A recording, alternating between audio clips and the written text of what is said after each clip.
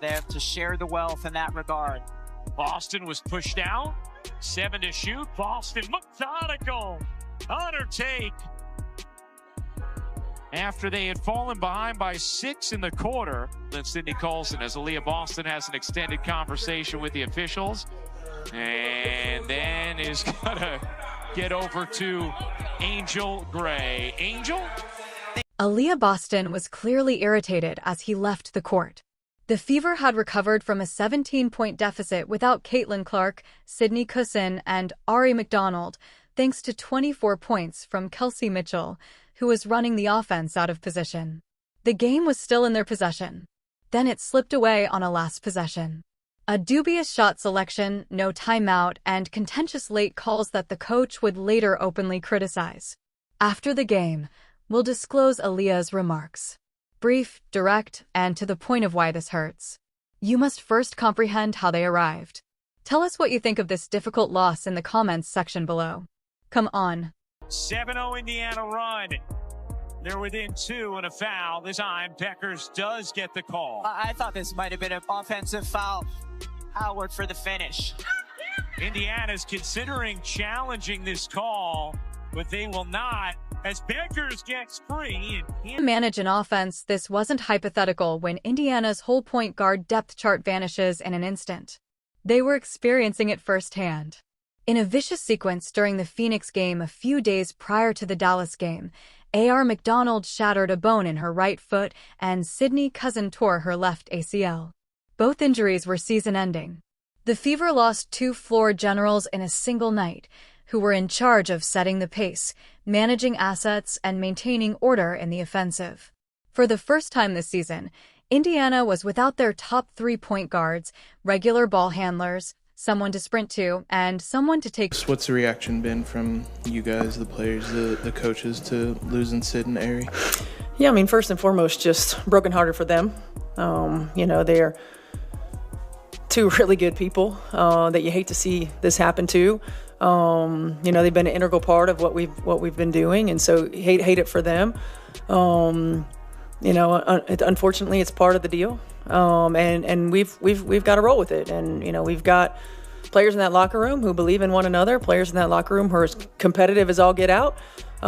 We've got versatility, and it's going to have to be on full display.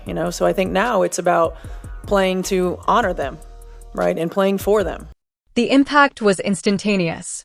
Clean entry passes became contested scrambles, turnovers increased, and defensive pressure became more difficult to break in the absence of a real facilitator to maintain possessions. Against Dallas, those disparities were evident.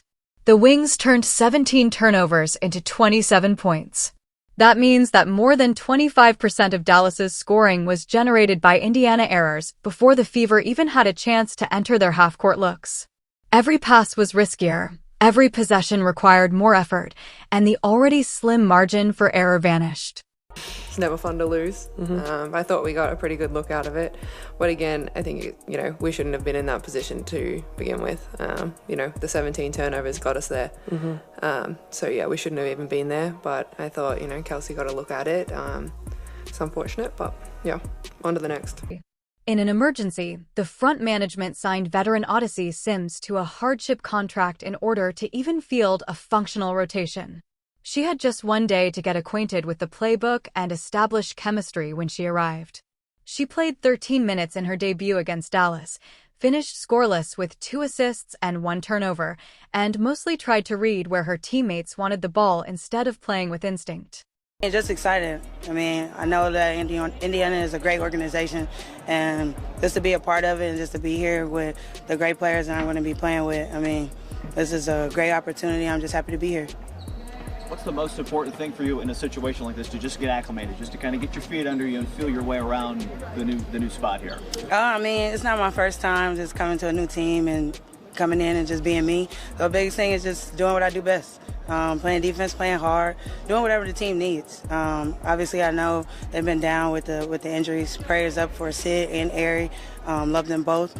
But like I said, I'm excited to be here, and I'm not going to do too much. But whatever coach tells me to do is what I'm going to do and have fun and enjoy my teammates.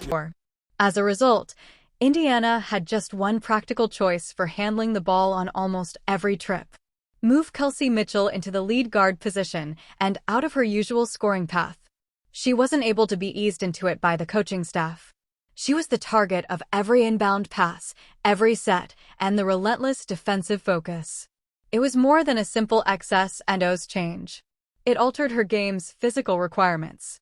As the main scoring threat, she had to start possessions under continual pressure while still carrying the weight of expectation. As a result, Indiana had just one practical choice for handling the ball on almost every trip. Move Kelsey Mitchell into the lead guard position and out of her usual scoring path. She wasn't able to be eased into it by the coaching staff. She was the target of every inbound pass, every set, and the relentless defensive focus. It was more than a simple X's and O's change. It altered her game's physical requirements. As the main scoring threat, she had to start possessions under continual pressure while still carrying the weight of expectation.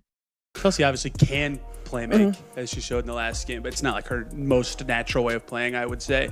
Do you have to tell her to focus on that? Does she just kind of know that as the primary ball handler in these games, she'll do it? How does that kind of process work when it's not a true point guard at the one? Yeah, I mean, I want her to just do what she's been doing. You know, she's been excellent all year long. She's been efficient all year long. Her decision-making has been on point all year long. The Dallas game turned into a picture of how much the action was controlled by those injuries. It took a lot of work to make every basket because the backcourt was patched up. Every turnover gave the opposition a chance to run. Despite their diminished state, they managed to reach the end of the game because the player assigned to the most difficult lift didn't give up easily. As their most dangerous pure scorer, Kelsey Mitchell bore the brunt of the burden for Indiana. All of a sudden, she was in charge of overseeing the entire offense. She typically catches the ball in scoring position rather than dribbling it up through traps or setting up half-court setups. But she was the sole realist in the absence of Coulson, McDonald, or Clark. Every single playoff game will be on our networks. As Mitchell finally gets a look, her first points of the second half. Curl it in, doesn't get the whistle. Indiana with numbers the other way. Mitchell in the corner. Cut it! Big game from Aisha Hines-Allen off the bench. Mitchell sprints into the lane, finds Cunningham. She got it on a three, and it's a single-digit deficit. Her stat line looked impressive on paper. 24 points on 7 of 15 shots, 4 of 7 three-pointers, and 6 rebounds. In actuality, such figures were obtained during the time that almost all of her belongings were in her possession, despite plans to drain her of her vitality. Dallas used quick doubles and traps to provide extra aid in the backcourt, making every push up the court a struggle. She had to release pressure and still muster the energy and attention to score after every shot she made. Mitchell trying to create with 5 to shoot. Mitchell through the lane. Now to scoop it in. And it's a 1-point game. Arch right, but you know she loves to go left. How many defenders try to come over and help about 3 and still able to scoop it up and in? Mitchell with 24 points. Flashes of it included a few possessions that ended in turnovers. Mitchell continued coming up with ways to keep the Fever going despite a couple forced decisions when passing lanes closed too soon. She made a deep 3 from a few feet outside the arc in the fourth quarter when she was trailing by double digits. She gave her comrades a signal to strengthen their defense. She started a quick pick and roll with Boston a few seconds later, threading the pass flawlessly for a simple 2. These weren't merely scoring outbursts, they were leadership acts. And the Fever's offense stagnated after Dallas managed to slow her down.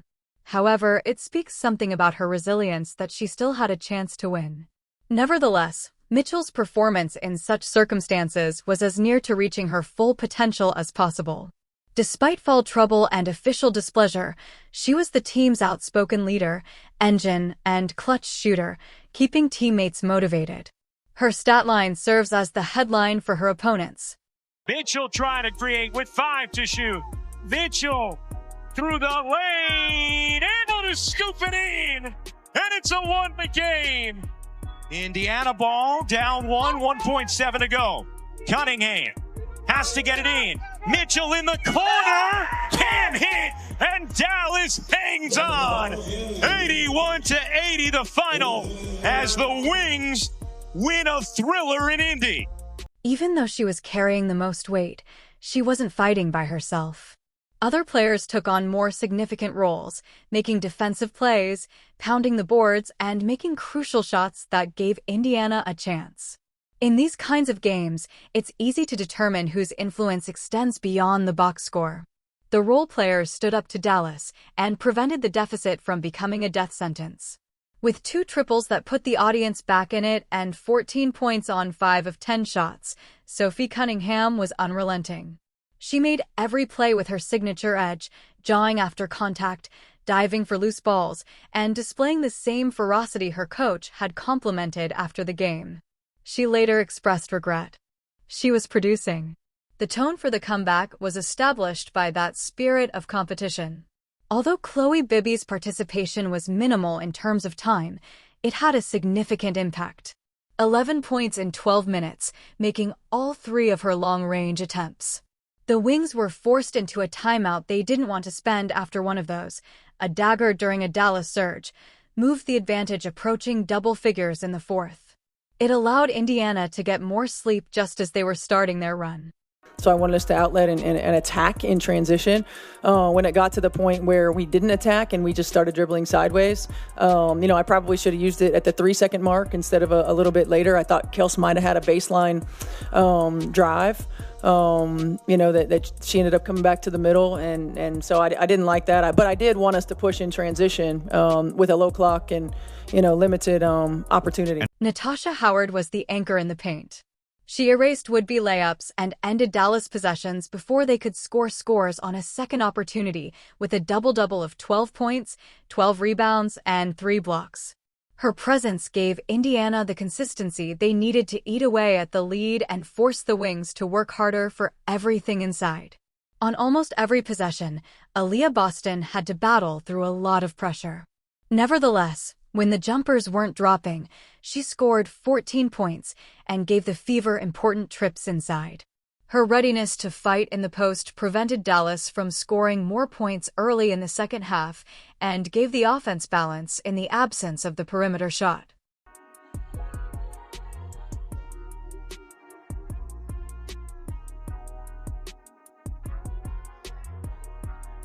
Lexi Hall had a unique yet significant function. Make every effort to make Paige Buehr's work. She interfered with passing lanes, contested angles, and pursued over screens. Despite not scoring, Hull's defensive concentration in the middle of the fourth quarter delayed Dallas just enough to maintain Indiana's lead. This was not the tale of a single player going exploding. Everyone was acting in accordance with the demands of the moment. Despite losing their whole point guard rotation, Indiana had a chance to win after outscoring Dallas 25-4 in the fourth quarter. That's why the events of the final seconds were so painful. They had created the framework for a dramatic victory, only to have it ruined in a way that seemed preventable. Gets it back, 4 to shoot. Cunningham into the corner. Bibby again. Chloe Bibby breathing life into Indiana. A 19-0 Dallas run. Bibby buries the 3, just like in the first half when... The headline should have been about the Fever's comeback into contention against one of the league's more physically demanding teams. Rather, the post-game discussion shifted to decisions and instances unrelated to the hustle plays we just went over. What caused the emphasis to change from the group effort to something far more controversial was those last belongings and how they were handled. Indiana's chance for a dramatic victory in the last seconds depended on a single choice, and it was not made in time.